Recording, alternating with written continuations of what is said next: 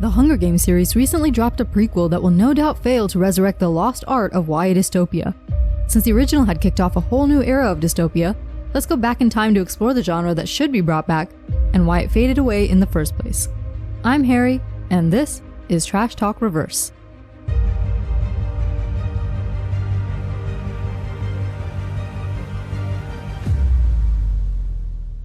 Welcome to Trash Talk Reverse, where I trash your favorite genres, or I do the reverse.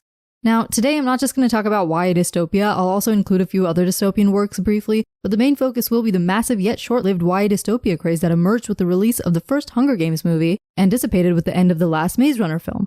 These two series, along with Divergent, were popular YA dystopia book series which were all then turned into film series. It started with the Hunger Games, which came out in 2012 and featured a dystopian society split into 12 districts who all had to send 2 teenage tributes to fight to the death in a televised arena. I mean, you've seen the movie, right? This series had massive hype from the get-go because of its concept and the books it was based on. Plus, it came out right after Harry Potter came to a close, so audiences were looking for that next big series featuring young adult characters. I've honestly seen the first Hunger Games movie a million times, and it will really never get old. Yeah, there's a couple parts that are a little corny, but overall it's definitely one of the best movies out there. The film is really consistent tonally, with great world building and a very interesting set of side characters to surround Katniss. Plus, President Snow makes a great villain, and although he doesn't exactly do much in this installment, he very confidently and calmly represents the problem of the Capitol and the games as a whole. I like that the movie version added the scenes with him and Seneca that weren't in the book because they give you great insight to how the games retains its viewership after 74 years without a rebellion in sight. I love how he and Seneca discuss the idea of hope and how a little is effective but a lot is dangerous. He says, a spark is fine, but it should be contained. It's a theme I wish had been carried through into Mockingjay, but we'll get to that crapshoot in a moment. Probably the main thing that makes this first movie so popular is its premise of the games. When Katniss goes to the Capitol and we see them all training, and then the actual survival portion of the movie, this is the stuff that's most interesting.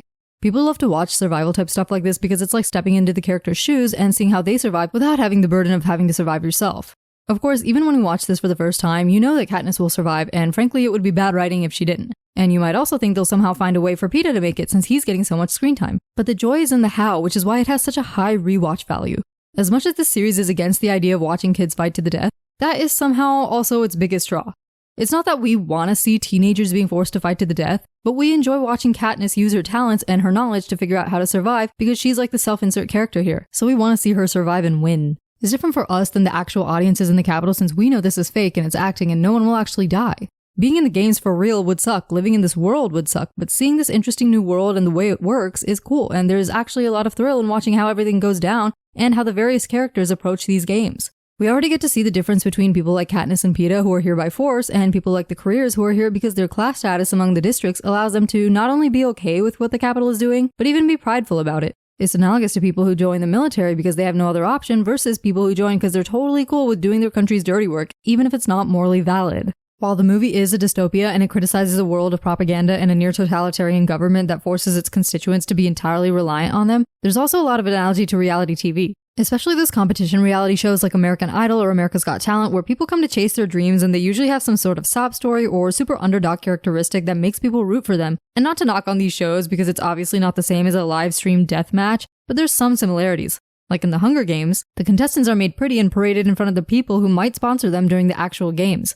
It's supposed to be this whole we're proud of our districts and we're proud of the chance to represent and we're proud to be here type thing, but it's two entirely different experiences. The Capitol audience and of course the careers treat it as that and see things like the ceremony as hype and enjoyable, while people like Katniss are literally here days out from fighting to the death expected to go on and put on a show for people who are safe in their homes. And she can't even be grumpy about it either, like Haymitch keeps telling them, you have to make people like you because those sponsors are going to save you. And that's a commentary that progresses through the movie where Katniss has to pretend to fall for Peeta and give the viewers something to root for. This is what happens in reality TV too, they try to force situations that aren't organic in order to make the audience care more. Hell, they even do this in scripted stuff, which is where love triangles come into play.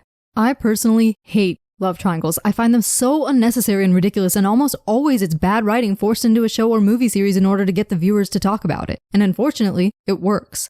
Originally, there wasn't even going to be a Gale versus Peeta thing for Katniss, but Suzanne Collins' publisher or somebody told her to do it so that it would make the books more popular, and I guess it worked. The way I even found out about this series back then was people I knew talking about Team Peeta or Team Gale, which is very reminiscent of Twilight era's Team Jacob versus Edward. Everywhere there's ever actually been a love triangle, it's always sucked and pissed everyone off, and whether canon made the right choice or the wrong choice, people still fight over it years later. But again, that's the point. It prolongs the discourse so that people are talking about the story forever. The love triangle in this series was literally so dumb. Like, y'all could have kept Gale as Katniss's close friend, and that would not change the emotional impact of the story at all. The only difference it would make is for 2 seconds in Catching Fire, Katniss wouldn't be kissing Gale and caught on Snow's camera doing that. They could have picked any other thing he caught her doing that he didn't approve of. But speaking of Catching Fire, this is where the series starts to struggle a little bit for me. It's still good, but not nearly as good as the first movie. We get more world building, we get more of that propaganda, we get the aftermath, but all this literally takes an hour, maybe more. And the quarter-quell games in this movie take up the shorter half of the movie. I know the series isn't supposed to be exclusively about the games themselves, but the pacing, man. They could have significantly shortened all the pre-game stuff. Everything between the aftermath of the games, through the district tour, through the announcement of the quarter-quell, making new tentative alliances, all that stuff is important, but it drags so much it doesn't carry any momentum, and the film feels heavily stacked towards the latter portion. I do still like the movie overall. I think it's interesting to see what happens after someone wins, and the whole facade of having the victors do a tour where they basically say, we totally love the Capitol despite all the crap they put us through, and the peacekeepers killing anyone in those district audiences who breathes wrong or shows any sign of solidarity. Like, that's all really good and important stuff. I heard apparently Suzanne Collins came up with the idea for this series when she saw news of Iraq war stuff on one channel and then switched and saw a reality show on another channel. So I think that manifests especially in this movie with the propaganda the Capitol is trying to put out and pretending like this is all normal and there's nothing to be questioned. That part where Peeta mentioned Katniss was carrying their baby and everyone freaked out while at the same time being supporters and avid viewers of a televised death match is so uncanny to how our actual world works, which is the exact point of dystopia as a genre. The actual concept of the quarter-quell games is so interesting. I actually wish so bad I hadn't read the books when these movies came out, because the freaking clock arena, clever as hell. It's interesting to see this time Katniss isn't alone but part of an alliance, because the last movie, the alliance was against her. I think also this is the movie where Katniss really starts to care about Peeta as more than just a teammate, so to speak, or at the very least, it's more apparent how she sees him, and it's not just for show anymore. But after everything that went down, the movie ends with Katniss giving the camera an extremely corny, determined, and pissed look. Like, okay? They couldn't have picked any other way to end the movie. Yeah, I know she's mad they couldn't get Peeta out of the Capitol, but it all ends so awkwardly, and even though it's supposed to be more of a cliffhanger type ending than the first one, it should have packed more of a punch. But I guess they were setting us up for disappointment, because that, in a nutshell, is what Mockingjay is. When I read the books, I always thought the first book was decent, the second one was whatever, and the third one was unreadable. The Mockingjay movies provide the same level of satisfaction that their book did. None. Splitting up the already boring-ass book into 2 movies was a massive mistake. I know they wanted to drive up box office numbers following the example set by Deathly Hallows Part 1 and 2, but the Deathly Hallows book was massive, and they split up the movies because they literally could not finish the story in one movie. Twilight, which I've never seen, split up Breaking Dawn as well, so I guess Hunger Games thought they were following this new trend of splitting up your last chapter. But it so did not work for Mockingjay. So little happens across the 2 Mockingjay movies, like my god, I didn't even watch the last movie when it originally came out, having seen all the others in theaters. I only watched it for the first time last year, and it's completely awful. After they get Katniss out, she finds out about District 13 and President Coin, and we set up for Katniss to do some anti-Capitol propaganda, including extremely corny and awkward scenes of Katniss trying to play the part of their Mockingjay. I get that she's reluctant in all this and she's being forced to do it, but it's literally so hard to watch, it's like a failed attempt at comedy. On the flip side, Peeta's being brainwashed at the Capitol to do propaganda on their behalf, so we're watching both sides kind of mirror each other, which is sort of the point of these 2 movies. Like, later on, Coin bombs everyone under the guise of the Capitol to get the last of the people to turn against Snow. And later on, she wants to do another Hunger Games using kids from the Capitol, which is why Katniss kills her so she doesn't perpetuate that cycle of violence. And this is all great commentary, but the package it comes in, it's literally so boring. The plot of the book, and consequently the movies, is just really terrible and feels like the wrong way to finish out the series. I think this saga suffers from something I call loss of premise, which is when a series is based heavily around a premise or idea, in this case the actual games, and then loses that premise in later installments but isn't able to sustain the story without it. Now, I know that Mockingjay kind of showed that their actual war and survival was a bit like the games in real life with the mutts and the pods, but the whole storyline just felt so cluttered as if it wasn't even the same series anymore. Premise is what differentiates these dystopian stories, because you can have a generic dystopia and call it a day, or you can create a specific world environment that carries through the series. Mockingjay just feels like a typical rebellion, and I generally find rebellion-type movies or shows to be kind of corny if not done in an interesting way. I find myself naturally comparing Mockingjay to Deathly Hallows because they're both 2-part saga finishers, but while Mockingjay was doing this and that and chasing its own tail, Deathly Hallows felt very end of series, end of world, and even though they could have suffered from loss of premise with Harry not being at Hogwarts, the series wasn't based around the concept of the school. The school was simply a backdrop to the story. Ironically, Deathly Hallows Part 1 actually felt a lot like a dystopia itself, tonally and in terms of circumstance. Everything at the Ministry with the propaganda pamphlets and detainments, and it's not like this happened suddenly because Voldemort had like 3 years to build up.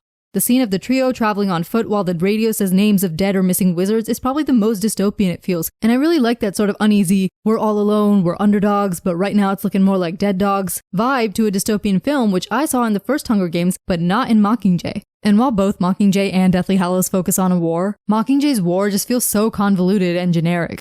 Also, I feel like Mockingjay would have been the perfect opportunity to explore the fact that these kids are too young to be dealing with the war, which we see dealt with in the later half of the Harry Potter movie since, well, they're literally in school and they're fighting at school and their lives as teenagers are disrupted as a result of the Wizarding War. But after the first Hunger Games showed the brutality of young people having to fight to the death to metaphorically showcase the sacrifices of children in war, they kind of dropped that altogether in the rest of the series. Like, do we talk about how Katniss and Peeta and Gil are literally 18 years old? Obviously, we see Prim, who's visibly a kid still and training to be a nurse. Given that it's a dystopia, they already didn't have any chance at a normal life the way we would understand it. But I feel like maybe there's something more they could have done here. On top of that, there's almost no character development for Katniss or anyone else in Mockingjay apart from her agreeing to be the face of the rebellion and killing Coin. It just doesn't feel like an end. It just feels like they had some points to make but didn't know what to do with the story, so they kind of just did whatever. Actually, the way Katniss and the crew spent 2 movies going around doing all these missions, it kind of felt like Call of Duty Black Ops, like a video game with characters that have to accomplish XYZ missions in order to win the overall war. Except Black Ops had a fantastic storyline, and Mockingjay did not.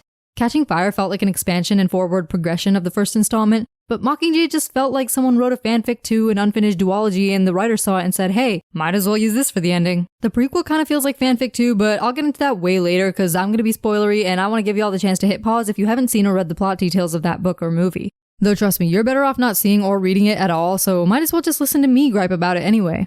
But for now, let's move on to Divergent, the series that was doomed from the moment it began. Compared to Katniss and especially to Thomas from Maze Runner, Triss is such a yawn fest to follow for 3 movies. I don't think Katniss is the most interesting main character anyway, like she has good instincts and a good heart and she cares about her family, but overall she's kind of unremarkable, which is kind of the point since they made her into this symbol based on her actions in the first movie, actions that were prompted by extraneous circumstances. Whereas Thomas, he's very much a go-getter and he actively changes things around the maze and what comes after. But Triss literally has no personality. None whatsoever. She's divergent, which means she's supposed to have at least 2 out of the 5 personality traits according to the sorting ceremony where a hat places them into different houses at her school. Oh wait, wrong movie. I mean the choosing ceremony to put them into different factions in New Chicago.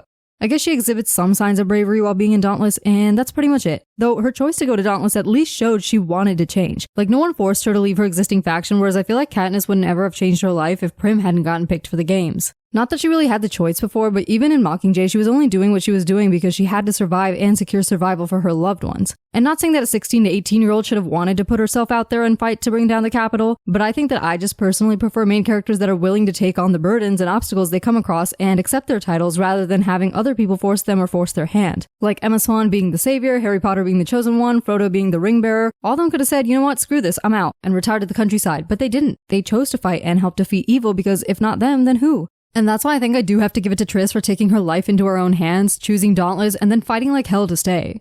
The problem with Divergent is that it's a really unfocused movie. There's a couple conflicts sprinkled in, like Triss having to hide the fact that she's divergent and Triss struggling to stay in Dauntless, and eventually Erudite mind-controlling the Dauntless to take over Abnegation. But most of the movie just feels like setup. It's scene after scene after scene after scene after scene for like a whole hour of just Dauntless initiation games. Sure, it's interesting enough to see what these games are and how they test Triss and make her work hard to secure her spot, but overall, why couldn't they have done all this stuff in half the time? It's like we have all this getting into Dauntless stuff and then suddenly Erudite starts acting like Death Eaters and within a matter of moments, the movie comes to an end. Where's the cohesion? Y'all could have maybe taken the time to give these characters some personalities. None of them have any personalities. Like, girl, even your mom had a personality, but you don't and your boyfriend doesn't, and that's what we gotta follow in the next movie. If Divergent was mediocre, Insurgent was even worse. The entire movie is basically about keeping Triss from opening the Founder's Box until the very end. That's literally it. No character development, no compelling plot, just a bunch of random obstacles to prolong this as long as possible. Since only a Divergent can open the box, they have to be captured. We go through some boring mess with Triss and the crew wasting time with the factionless and then with Candor before she gets captured and somehow gets 100% on her Divergence reading. Like, what does that even mean? You're either Divergent or you're not. Or does this mean you check all 5 boxes? After this, there's some more time wasting and forced obstacles until somehow Triss and the crew regain control and open the box, and turns out Divergence is actually a good thing and that was the plan all along and everyone inside Chicago is actually part of a massive experiment. Girl, what? Y'all gonna put this in the first movie? They should have combined Divergent and Insurgent into one movie because literally what was the point of everything that happened? I remember seeing this in the theater with a friend who had read the books, and I literally turned and said, let me guess, they're going to turn against the people who put them here in the first place, and I was right, because that's basically what Allegiant is about. I never bothered to watch Allegiant, and I definitely never read the books, but among those who did, apparently a lot of them didn't even like the last book. They claim the books overall are better than the movies, but given how bad the plot is, that can't be true unless they completely made up everything that happened in the movies at all, which I doubt. Allegiant apparently was also split into 2 movies, but the third movie did so badly they canceled the last one. But the first 2 movies didn't do well either, so why not cut your losses after Divergent? Since Ascendant, the last movie, was never made, I had to read the plot summary for the Allegiant book in addition to the movie summary to see what the hell even happened. So basically the reason for the experiment is that out in the real world, people tried to genetically modify their kids and it led to genes getting damaged, I guess, while genes of other people remained pure and untarnished. So there was something called the Purity Wars. And then they set up experiments in cities to try and naturally reach genetic purity from genetically damaged people, so Divergence is basically the newly achieved genetic purity? What the actual hell is this? And why would you not tell the people in charge or put people in charge who know about the experiment so that Kate Winslet doesn't end up spending 2 movies trying to kill the success of the experiments? What is this series even about? What's the actual point? What's the underlying societal theme you're dissecting with the creation of this dystopian world? Because that's the point of dystopia. It's a science fiction genre that explores the dysfunction in our own society and humanity by isolating and heightening various elements of our world to a level that creates a dystopia. I talked about loss of premise for the last series, but this series doesn't even have a premise. The entire storyline hinges on the fact that there's 5 factions and some people belong to multiple, so there's something special about them. Where is the story? What do the characters learn? What was the point of all this random memory and death serum stuff in Allegiant? This series killed the dystopia vibe so much that even Maze Runner couldn't really revive it. In all fairness though, it was probably a mistake to have all 3 of these series overlap so much. Mockingjay Part 1, Divergent, and Maze Runner all came out in 2014. And Mockingjay Part 2, Insurgent, and Scorch Trials all dropped in 2015. 3 YA dystopia movies each year. That's a lot, and especially with both Mockingjay's and Divergent movies sucking so bad, no wonder the genre fizzled out. The Maze Runner adaptation was also book-based, adapted from 3 out of 5 books in a series, though the remaining 2 books were prequels, so the film adaptation still completed the full storyline. These movies all did way better than the Divergent movies, with lower budgets and also higher box office, though not even half of what each Hunger Games movie made. The first Maze Runner was actually very good. Though we don't get much introduction to the broader societal problem in this movie, it's still a very action-packed film with lots of unexpected twists. And I actually hesitate to say twists because they're not exactly twists, but simply aspects of the maze getting revealed to Thomas or changing from the norm. Every 10 minutes there's some new problem, like Teresa showing up in her box being the last one ever, Ben getting attacked in broad daylight, Thomas and Minho having to stay overnight in the maze with Albie, them finding a way out, the doors literally not closing and the Grievers showing up. And everything that happens feels like it falls into such a perfectly logical and chronological plotline. Like the cause and effect in this movie is something else. The cinematography and editing during the action sequences is also really well done. Like that entire first sequence after he gets out of the box and he's running and then finally he sees the maze. So good. This movie is so contained, and yet we get the interesting premise of the maze. We get to see these friendships form that'll last throughout the entire series and become the main reason we want to follow the entire trilogy. We see this mini society with the boys and how they run things 1,000,000 times better than those idiots from Lord of the Flies, aka the world's most boring and awful book. And then of course the conflict naturally arising. It comes with a really nice theme of, do you keep your life as it is, even if it's not all it could be? Or do you take a massive risk to get out of your situation and be free? That's where the whole Gally versus Thomas thing comes up, because from Gally's point of view, everything was fine and dandy in the glade until Thomas showed up and now everyone's dying. But from Thomas's point of view, they have to get out of here because ultimately this isn't life and they don't really belong here. Also, the way information is revealed in this movie needs to be studied because so many screenwriters struggle with info dumping and over-exposition so they can tell the audience everything they need to know immediately. Maze Runner only reveals backstories and explanations bit by bit, and naturally, like when Thomas wonders why can't they go into the maze, and then the doors start closing right in front of him so he gets his answer by that actually happening. It would be really overwhelming for both him and the audience to get info dumped about every single thing that goes down with the maze and the glade within the first 5 minutes of the movie. We also get some flashes about Thomas's past until we finally learn that he was part of the group of scientists that put everyone down there in the maze. But even now, they still don't tell us the whole story since the characters themselves don't remember.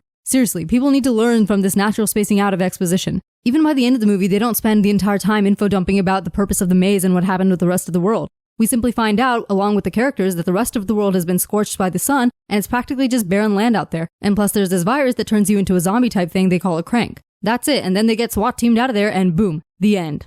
The way these 3 movies go from one to the next, it feels very much like 3 parts of a whole story that has been split up rather than 3 stories in succession that make up a larger story. Unfortunately, the second movie, The Scorch Trials, kind of drags a bit. There's a lot of great action sequences in this one as well, including the beginning, which seems to be the case for all 3 of these movies, each one starting with a bang. Like, they do not waste time. We find out that they weren't the only maze, and rather than being rescued from the people who were testing on them, these people are still them, so Thomas and crew gotta get out. More great action sequences and an emotional scene involving losing a friend in the middle of the dunes and meeting Brenda and Jorge and catching up with the right arm. Like, it's all a good watch, but ultimately it's not like much happened, really. They essentially escaped and met a bunch of people and then escaped again and met a bunch more people, and then of course the right arm gets attacked because of Teresa's bitch ass. But then they escape again. There are probably 3 main things that happen in this movie.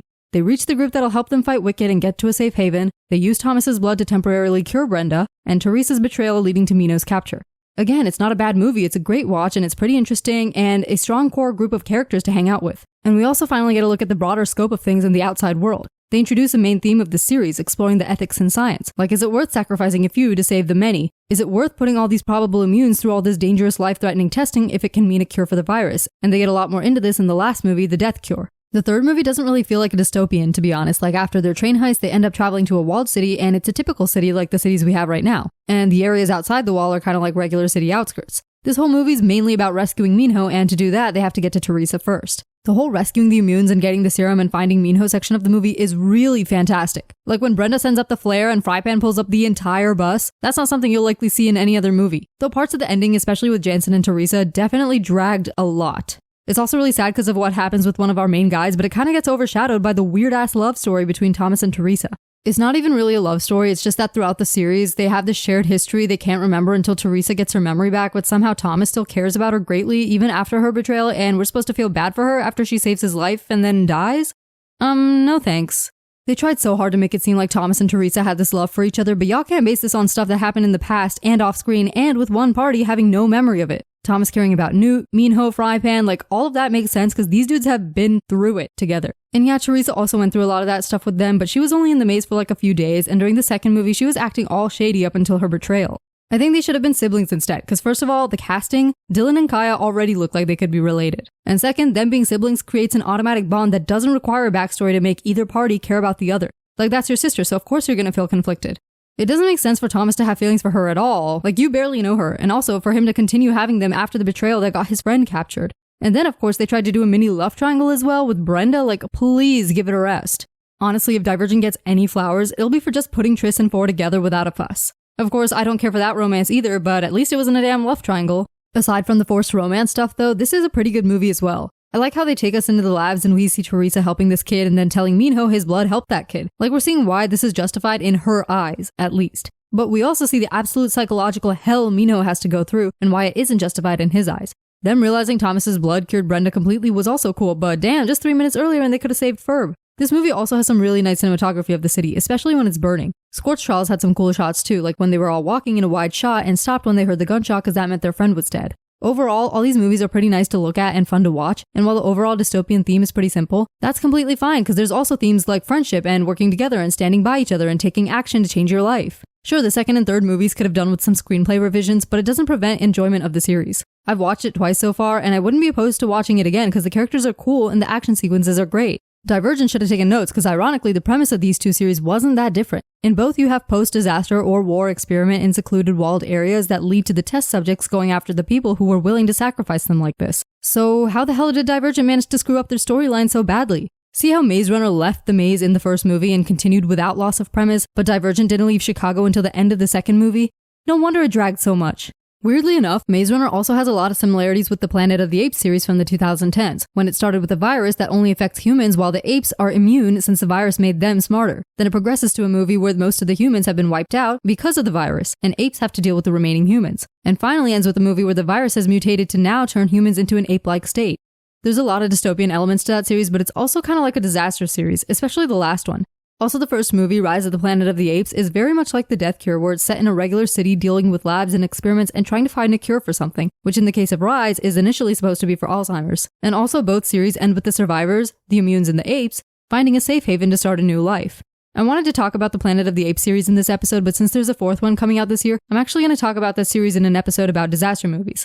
There are some other dystopian films that are not YA, like Alfonso Cuaron's Children of Men, which is a pretty good movie, also based on a book. Basically, human disregard of the environment led to a lack of fertility, plus war and economic issues basically suggest that civilizations are going down. The movie takes place in the UK, where it's one of the remaining countries that has some semblance of stability, and they get loads of refugees that they arrest. The main guy has basically given up on the world when his ex-wife gets him to help transport a refugee woman, and thus ensues the adventure. This movie also doesn't really feel like a dystopia. It feels like it's literally just our world with a couple differences, but that's totally fine. There's different kinds of dystopia. I think I personally prefer a dystopia where the whole story world is different and unique and not that close to our world while still reflecting problems from our world. But this movie still works as a dystopia and is definitely worth a watch, especially for the main character's development. The premise of no fertility also shows up in The Handmaid's Tale. Also based on a book, it became a Hulu show where the first season covered the plot of the book. It's based on a fictionalized version of future America where many women have become infertile, and those that are fertile are forced to give birth for these couples. It's got some good social commentary about the societal roles of men and women and expectations of women, and while it might seem far-fetched to a lot of people, the whole point of dystopia is to take problems that exist for us and take them to extremes to see how society would react. This is the same country that said, hey, let's force 10-year-old victims of the most vile type of assault imaginable to bear children when they themselves are still children and place the blame on them for getting pregnant. So, I don't think the concept of handmaidens is actually that much of a reach. But I have no idea what happens later on down the line, because I never made it past a couple episodes into season 2. I just got so bored.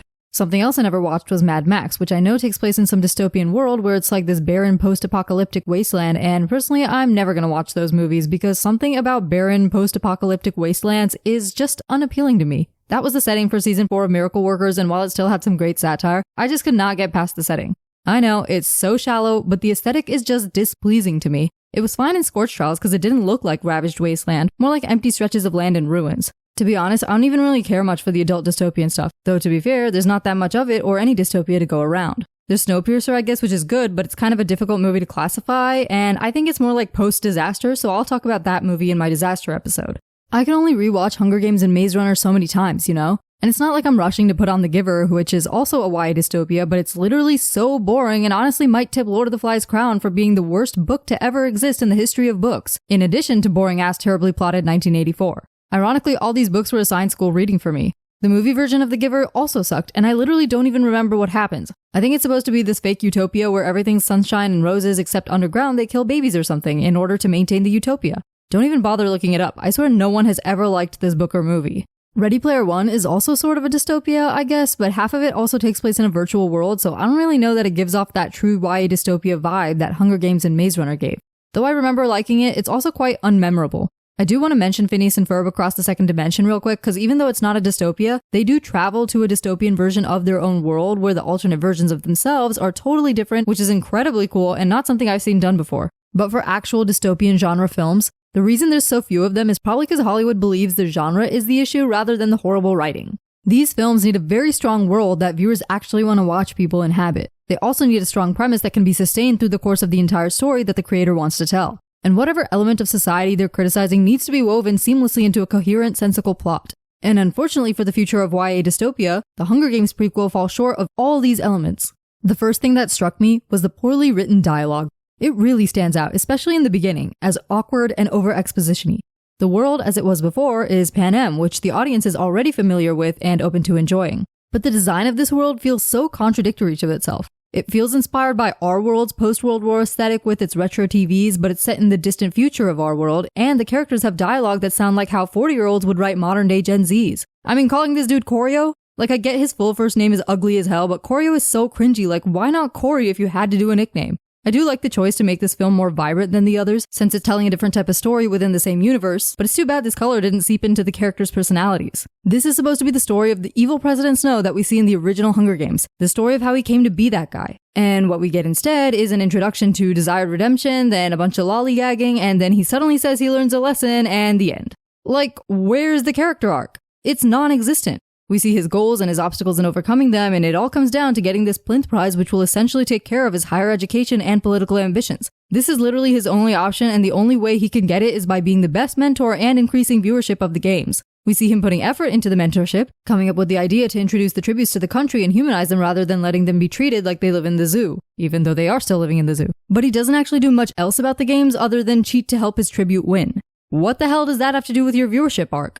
Think about the first Hunger Games movie. Katniss and Peeta got this extremely fantastic treatment. They got a luxury train, luxury quarters, plenty of food, training and practice, fashion stylists, interviews, all this theater that works twofold. 1, to convince the people to watch and get attached to the tributes and believe they have a chance of winning. And 2, to convince everyone that the Capitol is extremely benevolent and not at all evil for what they're doing. That the tributes being sacrificed to compete is actually the district's fault, and they should feel proud to represent their districts and honored to be here. Snow's arc in the prequel does nothing to develop this innate idea of hope and propaganda apart from the tiny suggestion of doing brief interviews the night before. Nothing to show the beginning of the thread that would lead to the superficial royalty treatment the tributes get in the first film. This Snow and that Snow are two different people. It's like night and day. And look, we can see moments where he's talking about the rebels being bad guys and the idea of giving people something to root for, but that's it. No development.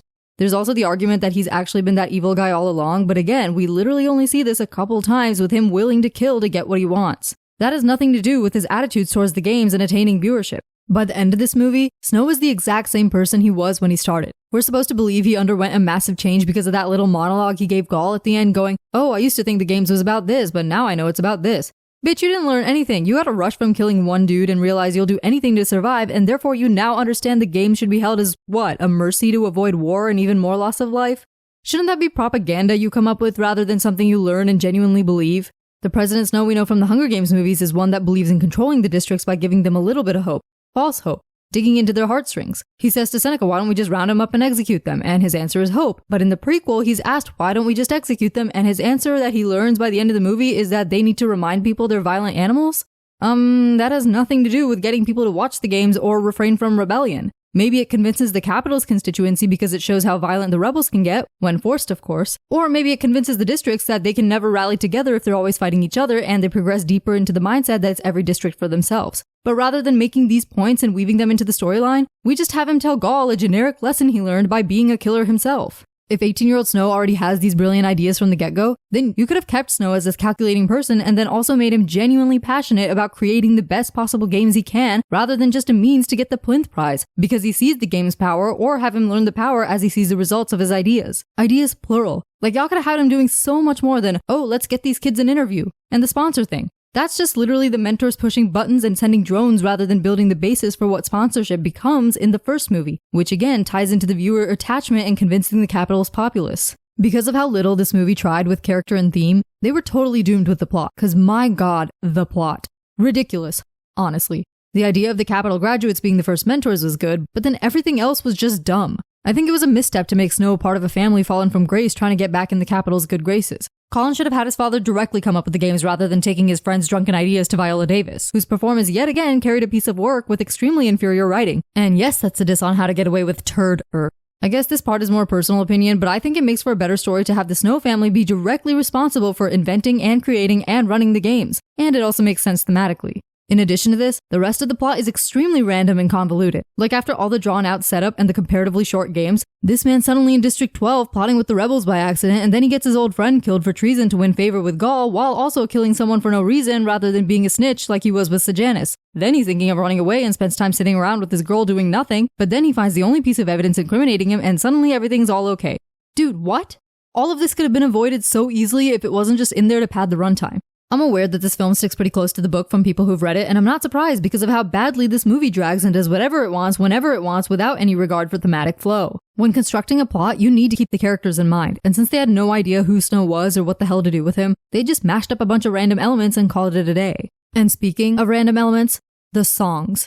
Corny as hell. When Katniss sang in the first Hunger Games, it was really powerful and emotive. In this movie, I had to skip every time someone sang because I cringed so hard, and the lyrics were written poorly as well.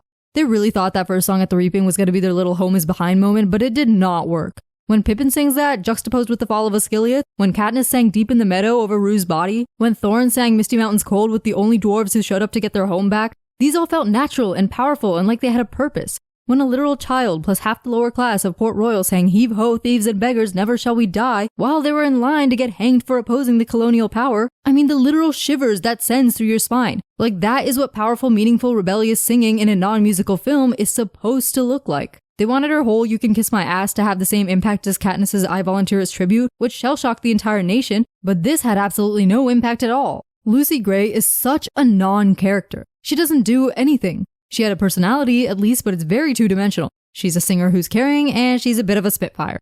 The end.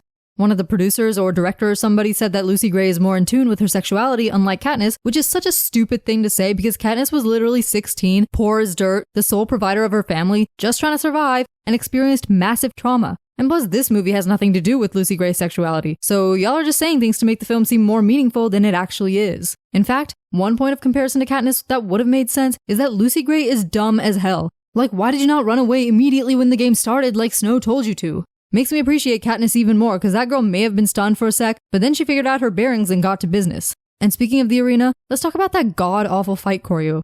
Ludicrous. You can tell it's completely fake. Like, did the editors not know where to cut, or was it impossible to cut around the obviously fake punches? And ending it all with the cop-out snakes that are supposed to be like the mutts from the first Hunger Games, which it did not have the same impact at all, and Gaul wanting there to be no winner unless the people begged for it, but then not even developing that one bit or relating it to the first movie's whole they need a winner thing, aka the entire reason Katniss and Peeta weren't allowed to kill themselves. Another missed opportunity in this prequel. The only reason I even gave this movie a chance despite my gut instinct that it was gonna suck was that so many people said it was so good. And honestly, I think y'all are just in a YA dystopia drought, because with every second that goes by, I keep remembering more and more things I hated about this movie. If they were ever to do anything related to this franchise again, the only thing I'd want to see would be Haymitch's game, which was a quarterquell with twice as many competitors, and I'd want to see how he learned the tricks of the trade to become the savvy but heavily traumatized mentor he is for Katniss and Peeta.